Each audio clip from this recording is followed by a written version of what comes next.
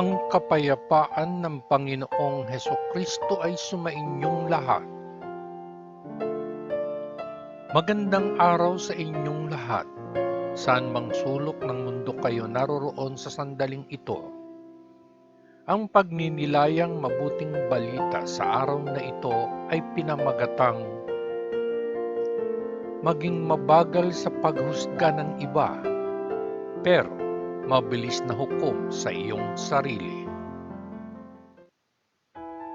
Pagbasa sa banal na kasulatan mula sa Aklat ng Mga Awit, ika-139 na kabanata. Panginoon, sinuri mo ako at kilala mo ako. Alam mo ang lahat ng ginagawa ko. Mula sa malayo, naiintindihan mo ang lahat ng aking iniisip. Nakikita mo ako, nagtatrabaho man ako o nagpapahinga. Alam mo lahat ng kilos ko.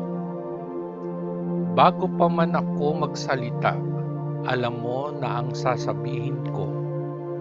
Ikaw ay nasa paligid ko sa bawat panig. Pinoprotektahan mo ako ng iyong kapangyarihan. Ang iyong kaalaman sa akin ay napakalalim. Ito ay lampas sa aking pangunawa. Saan ako pupunta para makatakas sa iyo? Saan ako makalalayo sa presensya mo? Kung ako ay umakyat sa langit, ikaw ay naroroon. Kung ako ay hihiga sa mundo ng mga patay, ikaw ay naroroon. Kung ako ay lumipat palayo sa silangan o tumira sa pinakamalayong lugar sa kanluran, naroon ka para pangunahan ako, naandyan ka para tulungan ako. Maaari kong hilingin sa dilim na itago ako o ang liwanag sa paligid ko na maging gabi. Ngunit maging ang dilim ay hindi madilim para sa iyo, at ang gabi ay kasing liwanag ng araw. Ang dilim at liwanag ay pareho sa iyo. Nilikha mo ang bawat bahagi ko. Ikaw ang bumuo sa akin sa sinapupunan ng aking ina. Pinupuri kita sapagkat ikaw ay dapat katakutan. Lahat ng iyong ginagawa ay kakaiba at kahanga-hanga. Alam ko ito ng buong puso ko.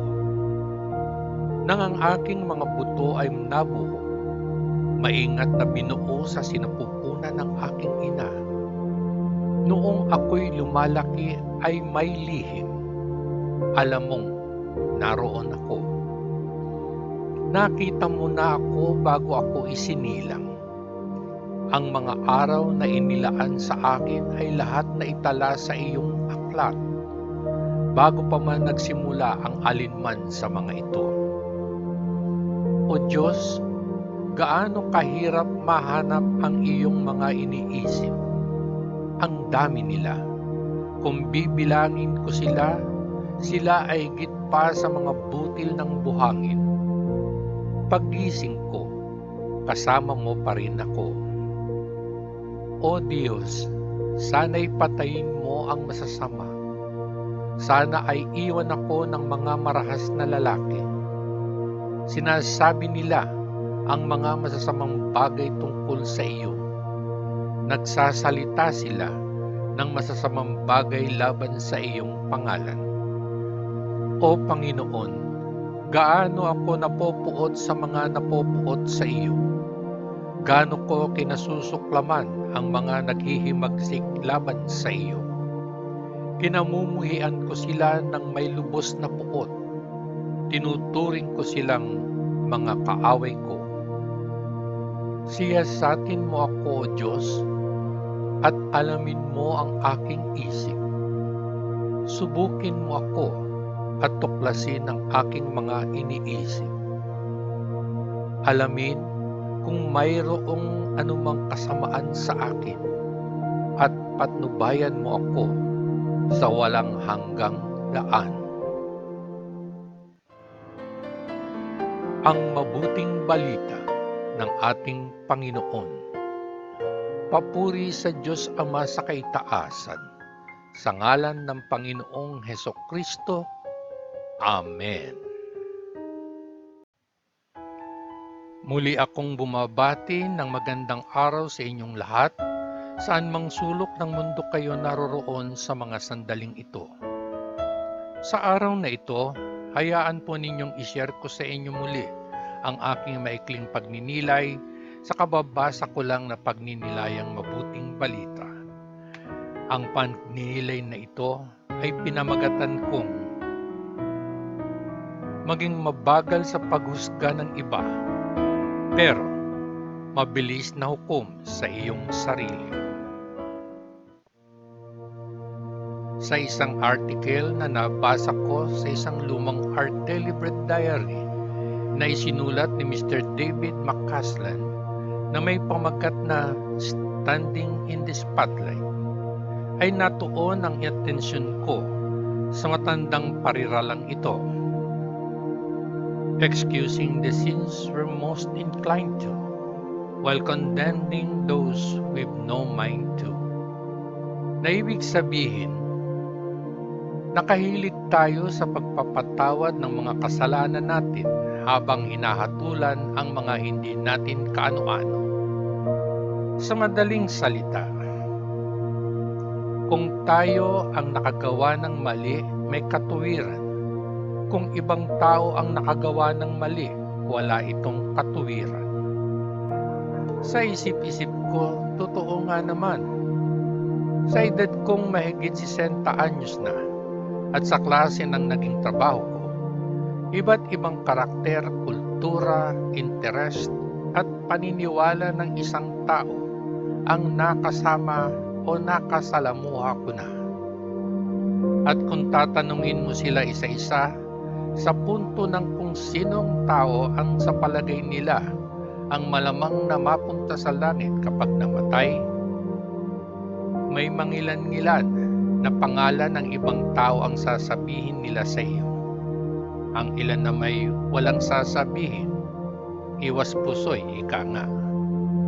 Pero 99.99%, halos lahat silang tatanungin mo ay sasabihin sa iyo na naniniwala sila na sila ay mapupunta sa langit. Real talk lang tayo, mga kabayan. Ang mga pamantayan na mayroon tayo para sa ating sarili ay bihirang kasing higpit ng mga pamantayan natin para sa iba. Ang bilis nating tuligsain at hatulan o kondinahin ang kamalian o kapintasan ng iba, pero patay mali siya tayo na tuligsain at kondinahin ang ating sariling mga kamalian o kapintasan. Manapay, binibigyan pa nga natin ng katuwiran ito. Meron nga dyan ang lupit kung tuligsain ang kalugar niyang lulong sa ipinagbabawal na gamot, samantalang siya naman ay tagapagpatupad ng batas na tumatanggap ng suhol.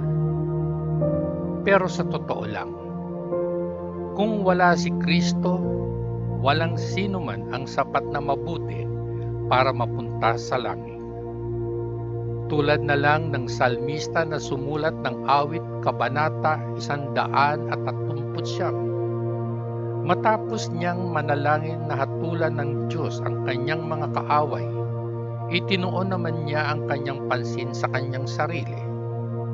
Basahin nating muli ang mga talata 23 at 24. Siyasatin mo ako, O Diyos, at alamin mo ang aking isip. Subukin mo ako at tuklasin ang aking mga iniisip. Alamin kung mayroon anumang kasamaan sa akin, at patnubayan mo ako sa walang hanggang daan. Don't get me wrong, mga kabayan. Hindi ko minamasama ang paninindigan ng isang tao laban sa kasalanan saan man ito mangyari. Siya naman dapat at tama na manindigan ng bawat isa sa atin laban sa kasalanan saan man ito mangyari. Ngunit isang kalunos-lunos na pangungutya sa biyaya ng Diyos ang husgahan ng iba ng marahas habang nagiging maluwag tayo sa ating sarili.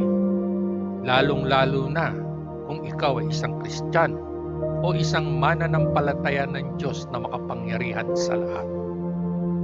Kaya sana, pilitin nating isabuhay ang siping ito. Maging mabagal sa paghusga ng iba, pero mabilis na hukom sa iyong sarili. Sana ay nakapulot kayo kahit papano sa maikli kong reflection sharing ngayon. At kung sakali man na nakasakit ako sa mga inihayag kong halimbawa sa aking reflection sharing sa araw na ito, humihingi po ako ng dispensa. Hindi ko intensyon ang manira o makasakit ng aking kapwa. Nais ko lamang pong ipakita ng maliwanag ang pangunahing punto ng reflection sharing na ito. Maraming salamat po. At bago ako tuluyang magtapos, nais kong iwan sa inyo ang siping ito mula kay Esper ng Our Daily Bread na isinalin ko sa ating wika. Lahat tayo ay hahatulan kung hindi binayaran ni Kristo ang lahat ng ating kasalanan. Huwag nating kalimutan na ang biyaya ng Diyos lamang ang nagligtas at nagpabago sa atin. Hanggang sa muli, patnubayan at pagpalain nawa tayong lahat ng dakilang Diyos Ama sa langit. Sa ngalan ng Panginoong Hesukristo na ating manunubos. Amen. Amen. Amen. Peace.